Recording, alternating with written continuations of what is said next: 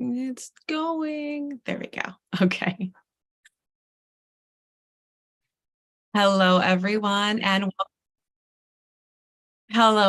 welcome to our weekly Power Lounge. This is your place to hear authentic conversation from those who have power to share. My name is Amy Vaughn, and I am the owner and Chief Empowerment Officer of Together Digital, a diverse and collaborative community of women who work in digital and choose to share their knowledge, power, and connections. I hope you'll join us and join the movement at www.togetherindigital.com. And today, I would love it if you could all please help give a warm welcome to Ruth Rathblott, MSW. Ruth is an expert on inclusion and diversity. She is a TEDx and inspirational speaker, bestselling author, and an award-winning former nonprofit leader. I can read. She was born with a limb difference and speaks to companies on issues of equity and belonging, the gifts of being unique, and the freedom of accepting your differences. Ruth was profiled as a CEO in New York Times corner office and received Goucher College Excellence and Public Service Award, along with many other awards for her outstanding leadership in the nonprofit sector, as she has spent an entire career focused on providing opportunities for those who have been underrepresented. She serves as a board member of Lucky Fin Project as well. Ruth, thank you so much for being here with us today. Thank you. I'm excited to be here, Amy, and so grateful for this community you've created. So excited to kind of dive in. Ditto. Yes, all part of me. My voice, I'm a little like raspy today. And I was realizing we had a kind of a cross collaboration, different women's communities event in Columbus. And one thing I've realized about Zoom networking versus in-person networking again is you have to talk so much louder. So bear with me as I feel like I'm starting to lose my voice, which usually isn't the case, but yay for in-person again. Anyhow, Ruth, I'm so glad you're here with us today. I shared a little bit about some of your journey and experience just a moment ago through your bio, but I want to hear from you. And I know that our listeners would love to hear from you more about your story, your experience, and specifically what changed for you between childhood and adulthood. Sure.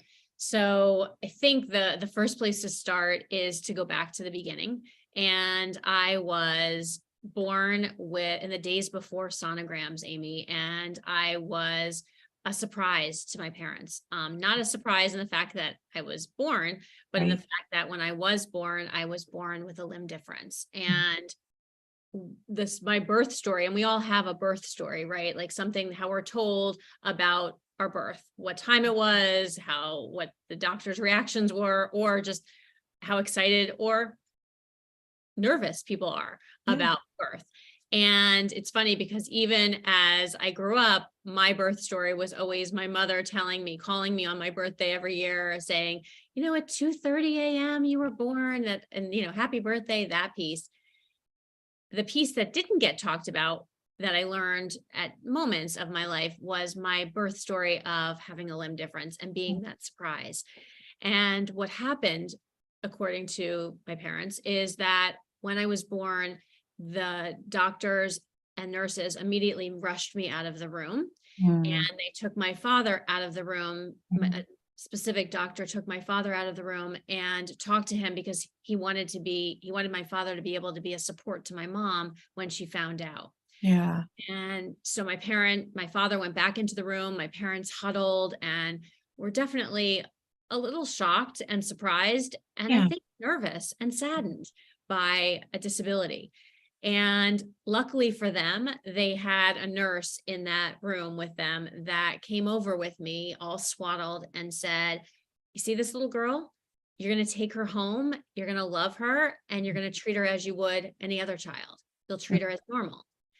And that was absolutely what they did. They took me home and they encouraged me to try everything. And I did theater, I did sports, I did student government. And we didn't talk about my disability. So while you can encourage people to do things and quote unquote treat them as normal, sometimes we have to create space for the things of what kids are going through or what we as adults are going through.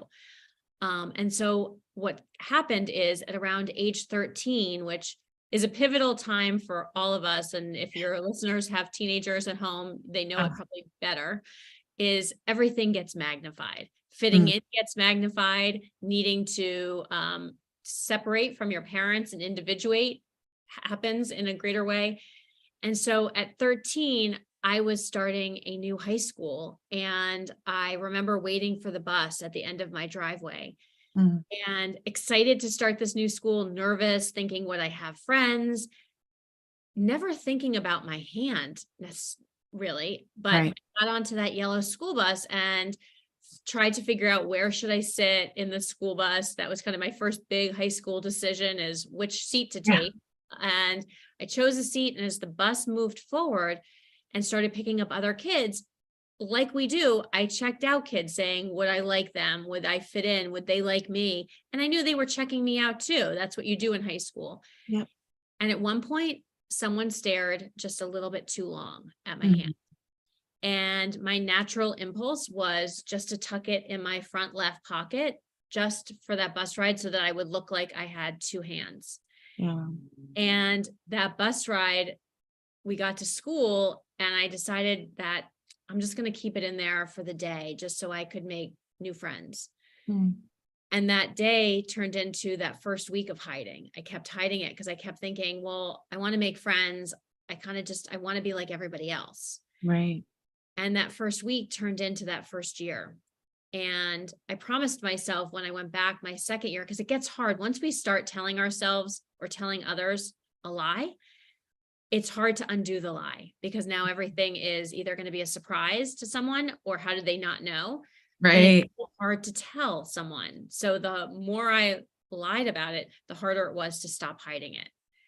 And though I promised myself when I went back for that second year, my sophomore year, and to I was going to stop hiding it, I didn't.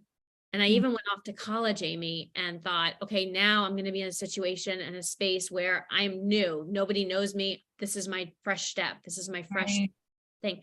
But I'd gotten so used to hiding it that I didn't know how to stop hiding it. And I didn't, the stories I told myself about my hand were so much worse than I imagined the reality would have been. And so that was kind of I hid it for 25 years. Oh my gosh. And how exhausting was that? I mean, how tiring, and just, it becomes all you think about. It becomes the way that you operate. And you're absolutely right. It's exhausting and it's lonely, because you're constantly thinking. And a friend used a term. She's like, you were constantly forecasting your next steps, so it's not discovered. And that was the pattern. And I think many of us have that pattern where we think if somebody knows this about us, they're going to judge us, they'll reject us. And so we do everything we can to keep that mask. Right. And we're only prejudging ourselves. And I love what you pointed out, there's like a little bit of it's a double-edged sword, right? The bliss of not acknowledging a difference it's different than actually accepting and talking about a difference. And sometimes it is a little bit of a disservice to not give our kids the time and the space to acknowledge and talk about the ways in which they are different, to become comfortable with that difference versus kind of maybe complacent even. So yeah, I'm sure your parents and the nurse all had such good intentions, and, honestly, it got you where you are today. So it all worked out just fine. But I think that makes a lot of sense for a lot of the things that we as women, especially, which is the majority of our listeners here, either are experiencing, or have experienced, or, if we happen to be raising kids, maybe experiencing. So I think that's great advice. Well, and I think to your point, it is exhausting, right? That piece of it. And there's a benefit to hiding, and to covering part of yourself, because then you don't have to deal with it. You also make people comfortable with not having to deal with it and not having to deal with difference. So by me not talking about my hand or not showing it, we had to ask about it and have that uncomfortable conversation. Nobody had to figure out accommodations, because I was figuring them all out. And that's where the exhausting part comes, because I was constantly figuring it out. But yes, there's a benefit, a subtle benefit to hiding, because it keeps you in a comfort zone. That makes a lot of sense. So, I mean, obviously for those reasons and a number of others, vulnerability takes a lot of courage. What is it that finally helped you understand your need to unhide? And once you did, how did that feel? Sure. So it took a while. As I said, I hid for 25 years. And even though at some points I wasn't physically hiding, I wasn't totally talking about my story.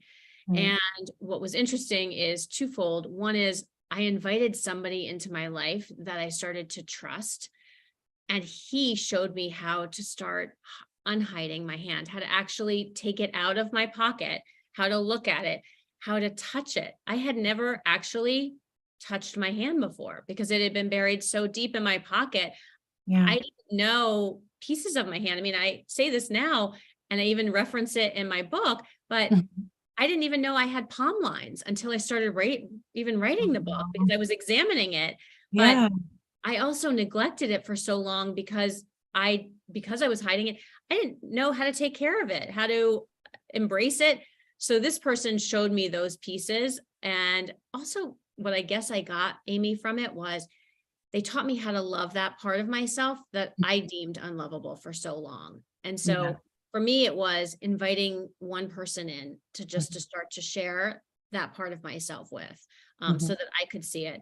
Because oftentimes, they say in relationships, and you referenced Oprah before, and I Yeah. think Bill probably says this, every self-help magazine says it, that you have to love yourself first before you can let anyone love you. Yes. Actually disagree.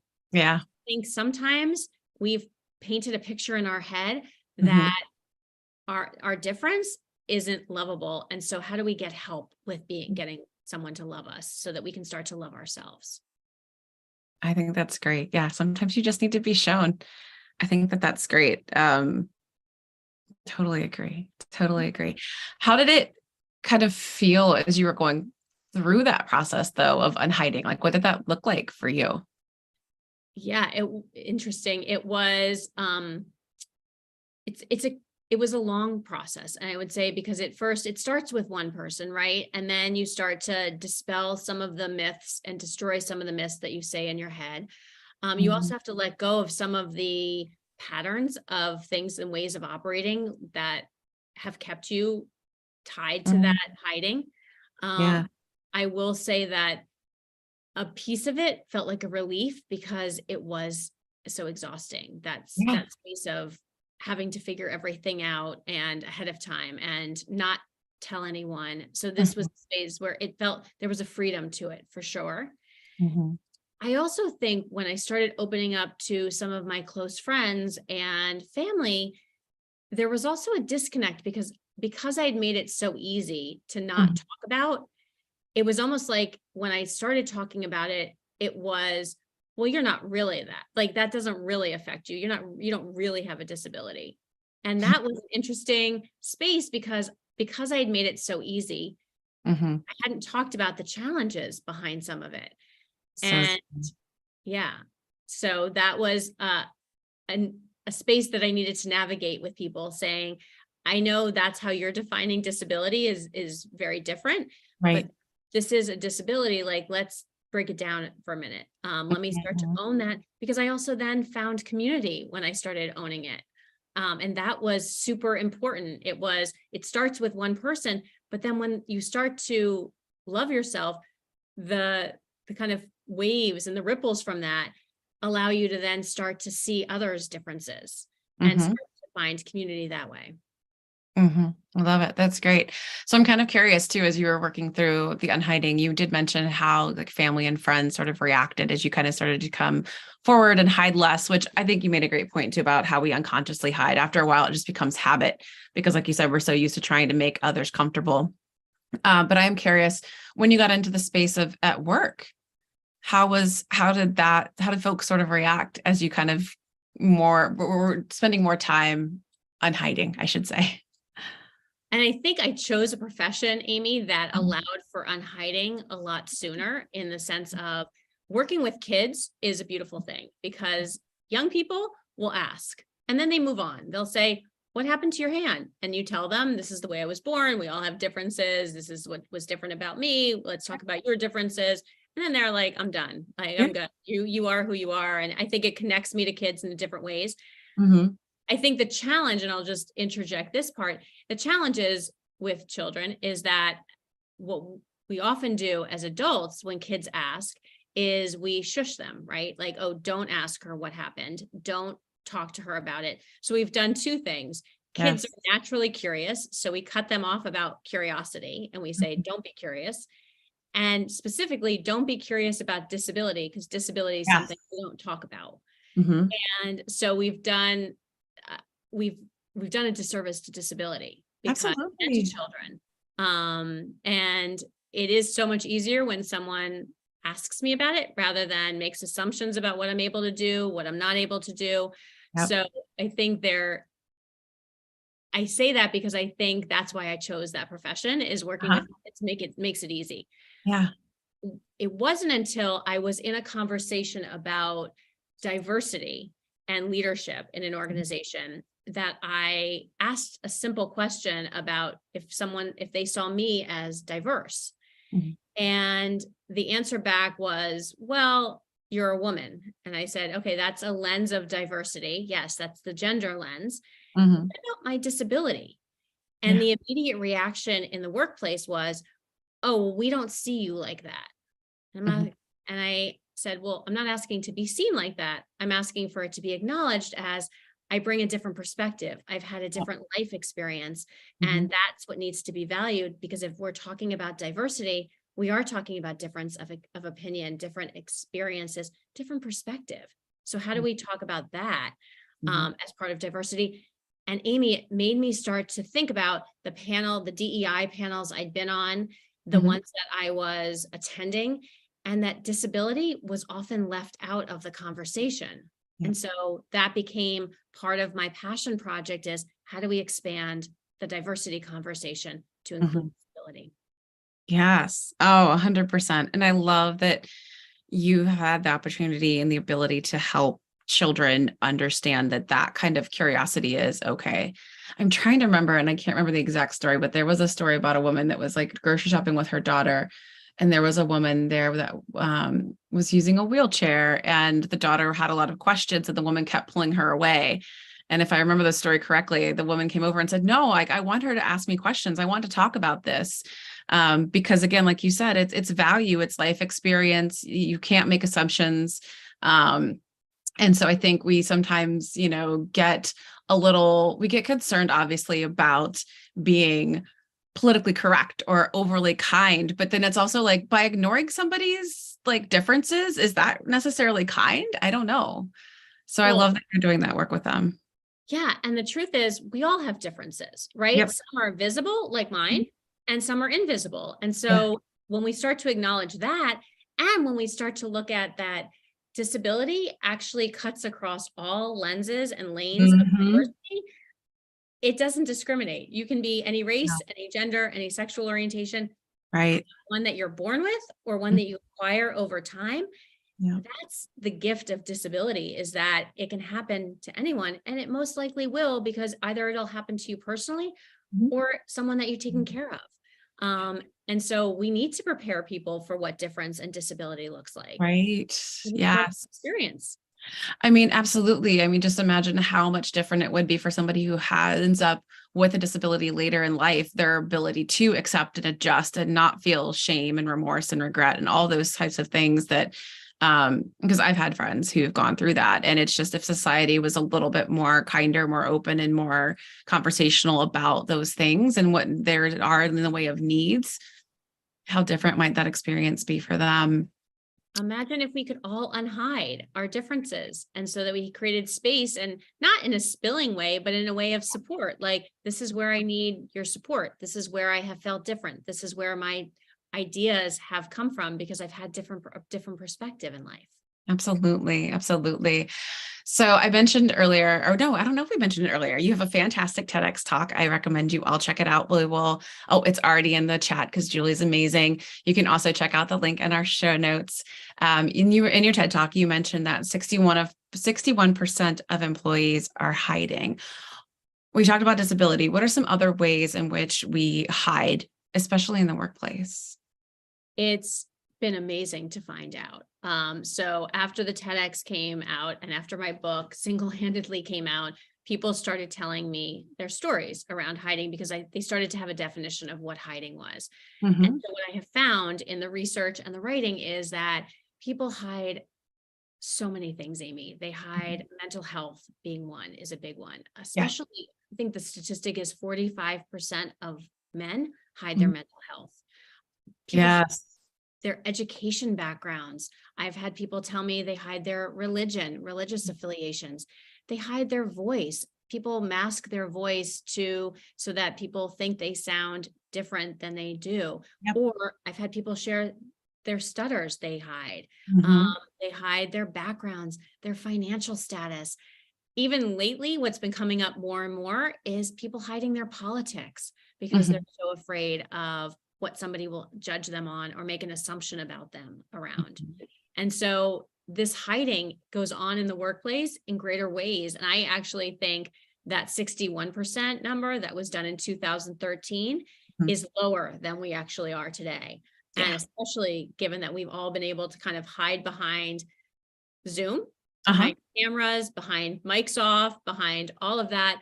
It's funny. I was talking to a woman, a connection of mine, and we were talking about the returning to work and this concept of hiding. And she said, "Oh, were you the one that put that poll out there on LinkedIn about hiding?" Because I was trying to challenge that 61% number because I thought maybe during COVID, it's been more.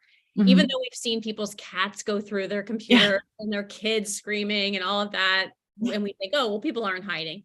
No, she said, I answered no to your poll. She's like, because I feel like when I get on a Zoom call, I give my full opinion. Everybody at work knows what I think. I'm not afraid. She said, but when I talk to you about your definition of hiding, of something about me that my coworkers don't know that might hold me back, I am immobile from the legs down. And I said, well, how are you hiding that? And she said, well, I was hired during COVID. So I was hired on Zoom. She said, none of my coworkers know because we only see the box. And I am fearful of going back. And I said, well, why do you hide it? Like, I'm just curious, what does that mean? And she said, I'm afraid when I go back to work that I'm not going to be invited to the after hours parties that people have or the team events. They're going to have to make special accommodations for me. And that people are going to think I'm high maintenance, that I can't do the job, all those pieces.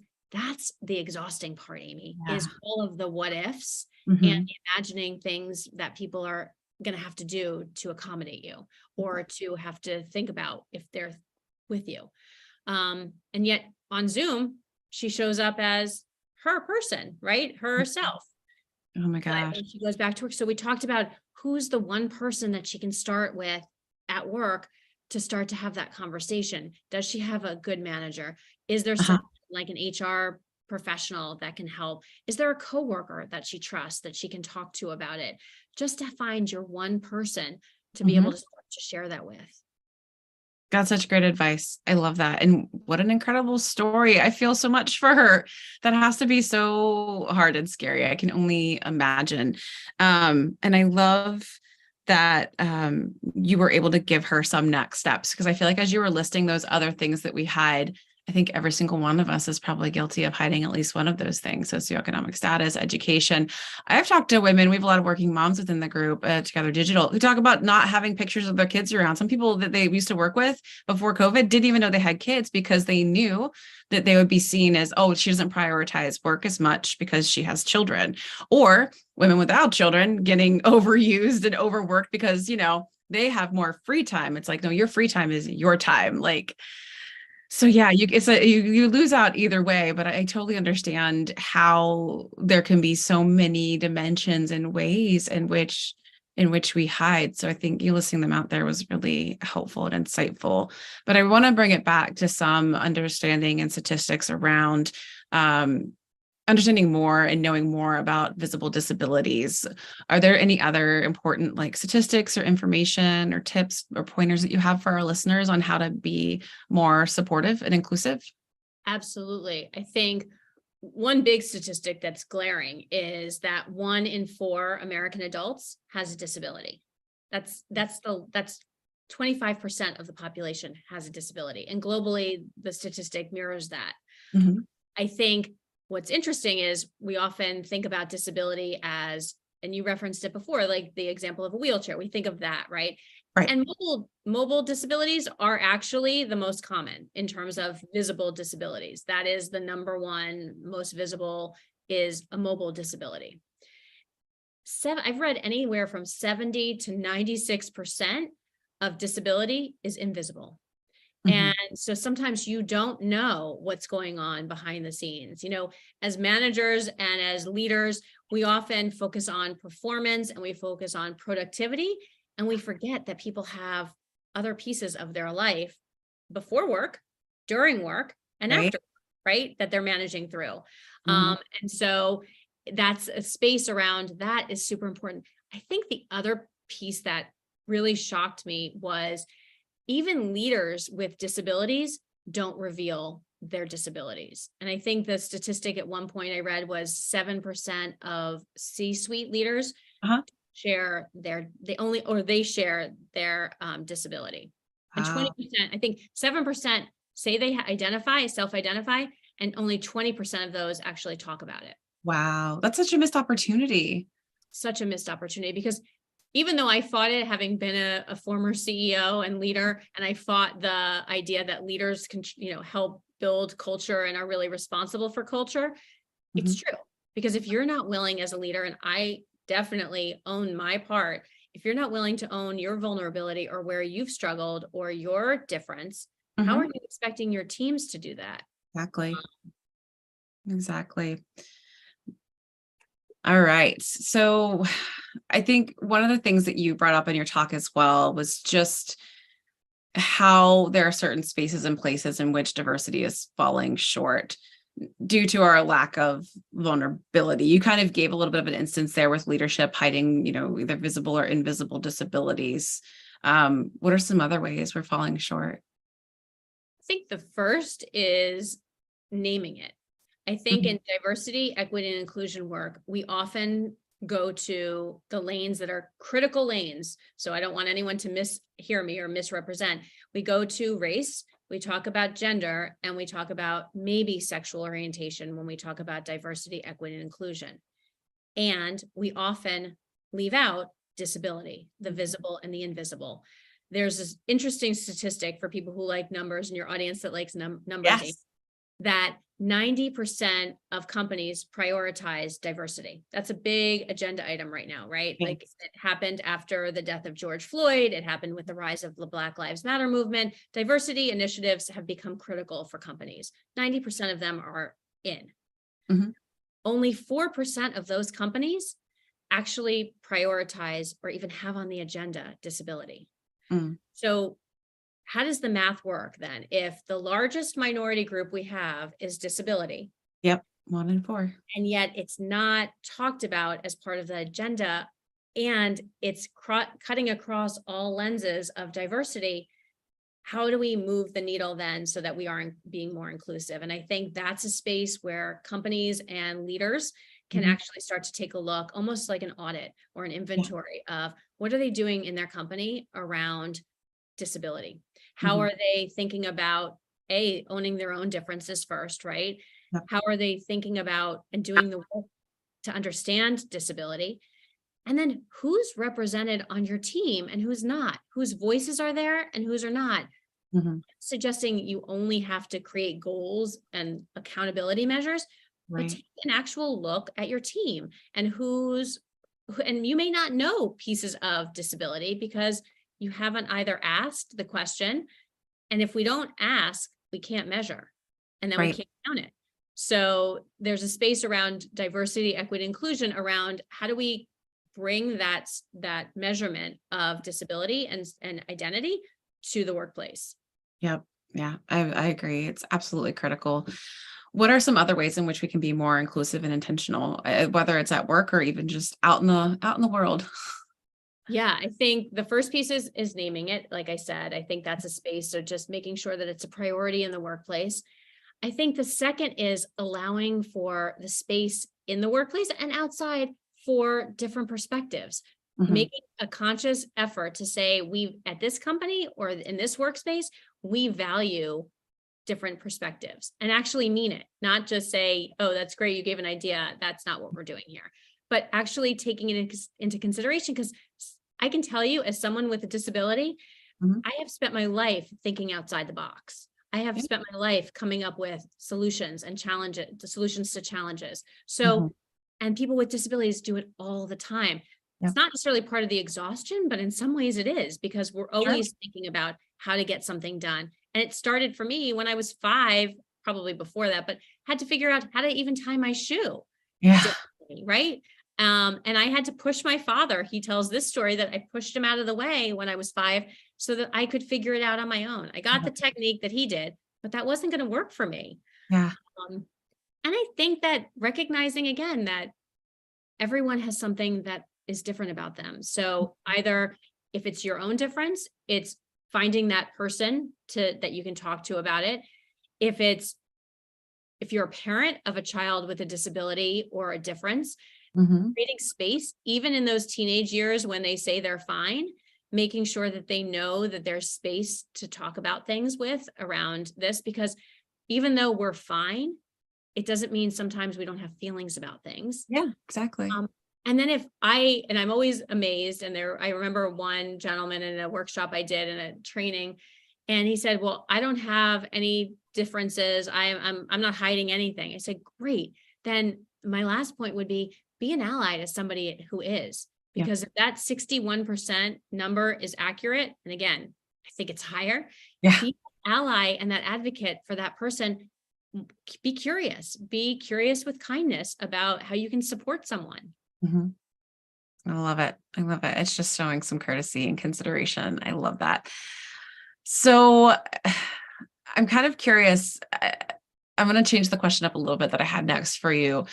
How did your specifically, I was going to say our, but how did your unhiding and being more vulnerable empower others and improve diversity, equity, inclusion where you were once you started to kind of come into that space of unhiding? It's interesting, Amy. It's a really good question. I think there's probably 2 facets to it. So one of the first pieces was, well, I mentioned my friends before in that space of, well, I don't really see, you Yeah. don't have a disability. What became apparent after writing the book and also me sharing my story and being vulnerable is it gave them permission to be able to talk about it with me. And I had put up such guards around my hand and being able to even talk about it. Like it was a non-subject. We didn't Yeah. go there. Mhm. But now sharing out this piece of myself, it Mhm. allows them to ask questions, to be curious, to say, hey, when do you need support? Like, I never thought about that with you.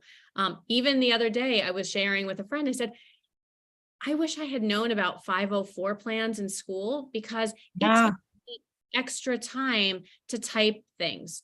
Uh-huh. Why didn't I ever recognize that and realize that? Like, how come I never gave myself permission to be okay with the extra time that I needed? Wasn't it? Yes. But it was like, it's okay to get support, and that Mhm. I needed it.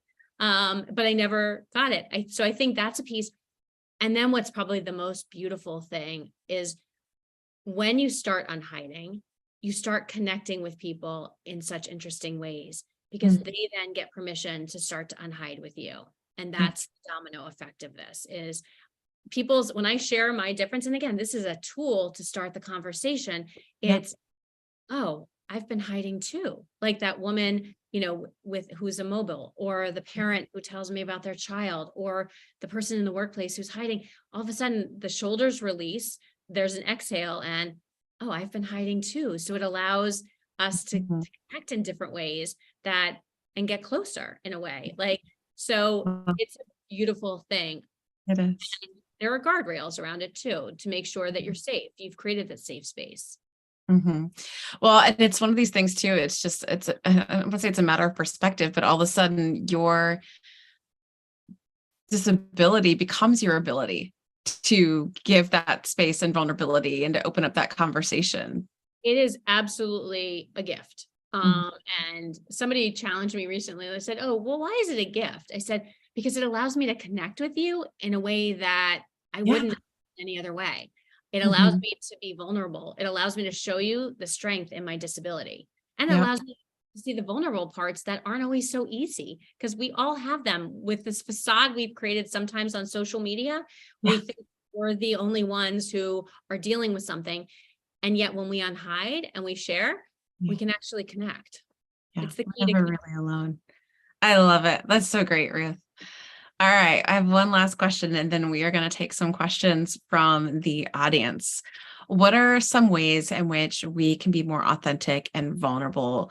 What are the benefits, and what are some of the potential setbacks that we need to be aware of, if there's any we haven't discussed yet?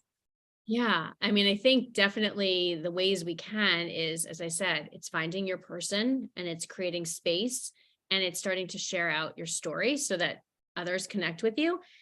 I think there are absolutely benefits, and I want to be really clear about the benefits, because I think as you sit there and say, well, I can't share that about myself, or I can't, somebody's going to judge me. Knowing the other piece of it is it absolutely encourages and almost makes a value out of different perspectives. So it helps to shape your world and the places that you work. So there's a value in having a different perspective and sharing that out. It also allows you to build your personal growth.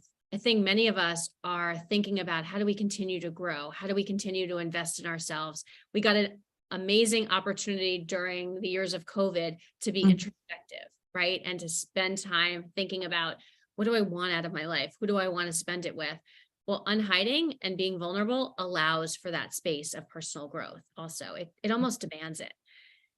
It also encourages us to then bring our best selves to work, because if we're not hiding, we're not spending so much time on who we think we're supposed to be. We're actually showing up as our best self. Mm. And I would argue in the workplace, it creates an inclusive work culture. That because now you don't have all the barriers of, you actually feel seen, you feel heard, you feel like you belong when we actually unhide. Mm-hmm. I love it. Great advice. I feel very encouraged to start figuring out ways in which I'm hiding and to unhide, because I think, and this should resonate with a lot of you that are listening as well, because I hear it so often from women. It's like, I want to bring, I like that you said my best self and not my whole self necessarily, but this idea of bringing your whole self, it's like, is that an indicator? Is that a clue that maybe the reason why we aren't bringing our whole self is because we don't feel like we're in either a safe space, or we haven't taken the risk in being vulnerable ourselves and being open and honest about how we might be different? Right. And taking that space around, I mean, that's where it starts. It starts with understanding yourself, and whether you do that through journaling activities and trying to figure out that piece of where you feel different. Even your question, like, what am I hiding? Like, have I even thought about that before? Just thinking about some of those spaces where you have felt different and needed to change part of yourself so you fit in is a space. I can say another piece to this, Amy, is unhiding is one of the benefits is also for your mental health, because when you feel like you don't have to hide who you are or have to cover it, mental health improves. It also deepens your relationships with people and increases your confidence. So that first step is just the understanding part, like, where have I felt different? And then, whether again, it's journaling, it's therapy, it's connecting with your girlfriends, like, it's finding that space where you can start to do some of that work. And I will say, for me, check. Like, I did all of them, and I continue to do all of them. I love it. Yes. Be sure to check out her book, all of you, Singlehandedly. This has all been such great, insightful, and inspiring advice. I think the idea of owning and sharing more of your story, I think that's been something I've learned over the last few years, becoming more visible running an organization. Whereas before I was somebody working within, I felt more encouraged and empowered to share a little bit more of my story and experiences. And I realized, like, through the last 2 years, especially, it's like, oh, wow, I never talked about these things. I never made it a point to bring up the fact that my family grew up poor, or that my dad was an immigrant, or that I went to an art college instead of to a 4-year, college or university. But these are all little ways in which we are hiding and holding back, like you said, on who we are, and not only that, but how far we've come, and how much. And I love that so many of the people, when you started to talk about your hand and they're like, but you are amazing. It's like, well, yes, thank you. But it wasn't easy. Like, it didn't just happen, it took effort. Definitely. And there's lots, and if you really want to go there with me, I'll open up about all the challenges, right? Like, with your friends, like, here's where even truthfully, last night I was having that conversation about the typing, and a friend was, never even thought about that for you. I'm like, I didn't either. Like, who would have known? I just kind of made it happen. Yep. Yep. And took the extra time on my own, not because of Right. but it doesn't have to be like that. And I think that's when you have felt different, you spend a lot of time also overachieving to make sure that, Mhm. especially I think women, to the point, Yes. overachieving is a big deal for us. Absolutely. Yeah. Some good red flags for possibly trying to hide a little too much. All right. We've got a question from Morgan. From an HR perspective, how or what is the best way we can encourage our employees to be more open in sharing these details about themselves? That's a great question, Megan. Thank you for asking. It is a great question, Megan. And I think I probably have a simple answer and then I have a more complicated answer. I think from an HR perspective, because an HR has a gift, they have, and also a challenge. They have the entire talent life cycle to think about. So from the beginning, when you put that ad out there and are recruiting talent, you have an opportunity to think about how do you allow people to share who they are and their strengths, even when it's not something that maybe the company would value. You also have a challenge when you have you found a candidate and they do have a disability or a difference, and then you have to sell that to the hiring manager or to the person internally. So you have an opportunity there to do some education and real work around what is disability, what's going, so that people know. And then you have a challenge at the end when people leave your company to understand, how did we treat you? What were the accommodations that you needed that maybe we didn't pay attention to in the beginning of this relationship, so that you can make the company stronger. So I would say HR has a pivotal role in the space around unhiding because of every aspect of the talent pipeline. I would also say that I think, again, I fought it for years, that unhiding and being vulnerable needs to happen with leadership. And so I spend a lot of my time talking to leaders about this exact thing and using my own experience of being a CEO and not always creating an inclusive work environment because I wasn't willing to be vulnerable. I created almost a mini me in the culture that I set in terms of people needing to be perfect. And so people were afraid to make mistakes. People were afraid to have different opinions. Well, that's not healthy. It also, I didn't get the best out of my team, or how much, I imagine how much further could the organizations have gone if I had allowed for them to know me that way. And so I think then there's the question, I guess, that Morgan, I imagine sometimes people ask is, well, how do we ask people about their disability? Right? Because I get that a lot, which is, and my answer back is, why do you need to know first? And it's not a mean question of why do you need to know, but if it's coming from a place of kindness and curiosity and support, then absolutely, how can I best support you? How do you need support is a great question. Not asking them what happened. Oh my God, what happened to your hand? But how do you need support? Like, how can I best support you? That allows me then to open up in a different way. And being mindful that there may be people who have, because we've had a difference or a disability for a long time, we figured a lot out, so we don't need the support, but it doesn't mean we don't sometimes want to talk about it. Being okay with where people are, meeting people where they are in their process of unhiding, because hiding and unhiding is a continuum. You may be not hiding in certain parts of your life, but hiding other parts of your life. I remember I met a woman who was hiding. She was very comfortable with her sexual orientation and identity, and yet she wasn't comfortable with her education background. And so that's the part of her life that she hid. And so how do you get to that? It's part of you. It starts with understanding yourself first before you start to do this DEI work and get into people's business and wanting them to unhide. Do the work yourself first so that you can share and be vulnerable. Love it. That's great advice. As you were telling a couple of stories, it made me think of the zip line, your zip line video from your talk. Can you share a little bit about that story? Because I think his reaction and response, it was like perfect, right? It's the ideal way to kind of handle a situation when you're in that moment. No, and it shows up at the end of my TEDx. But yes, I was on sabbatical. I took a recharge sabbatical during COVID from an organization I was running, and I was in Belize. And I wasn't hiding at that point. My hand is definitely, it's part of me. I do a lot of physical things. And I showed up on this tour and to go ziplining. took a morning to try ziplining, and I noticed, and somebody had told me about a close friend had told me about ziplining, like you want to make sure the gloves that you get have the padding because you're holding on, and often you're holding on with a wire. And I looked around at this group, Amy, and I noticed everybody else had the gloves, these orange gloves. And I didn't. I was all buckled in with the straps and everything, but there were no gloves. So I thought, oh, you know what? They're probably just missing because I was kind of last. And I called over the guide and I said, I think I'm missing my gloves.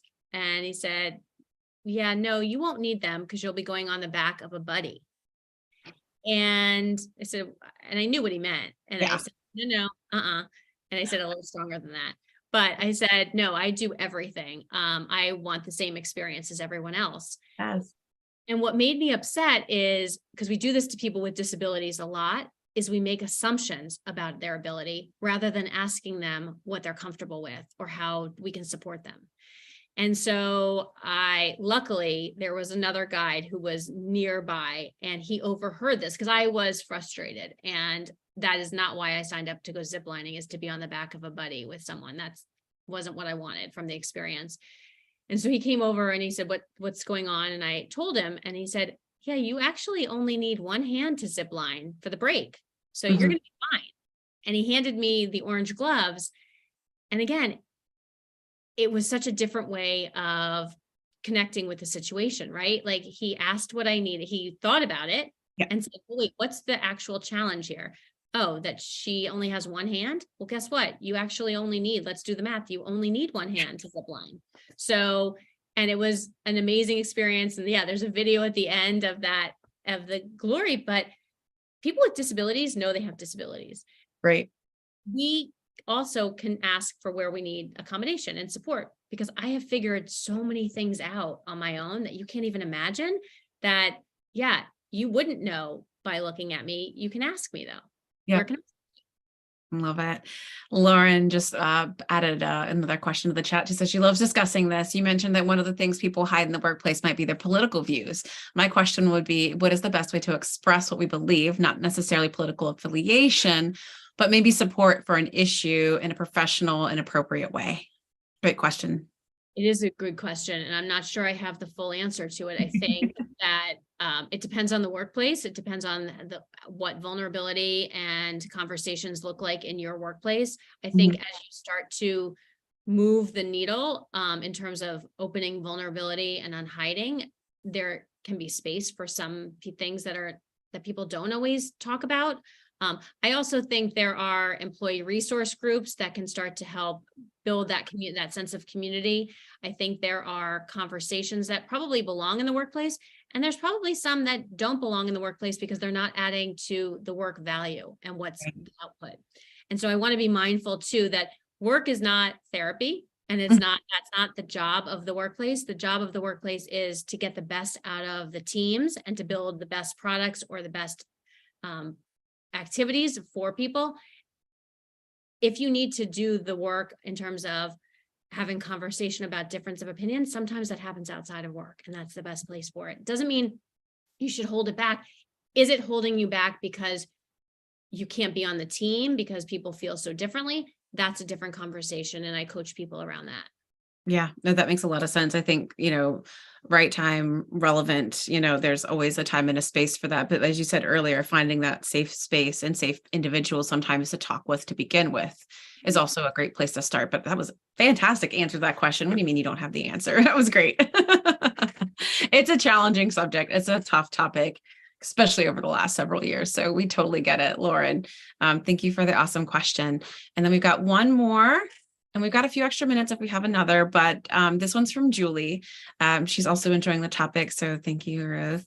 At what point in the hiring process would you unhide your hidden disability if you're looking for work? Great question. Another one. You guys are fantastic today.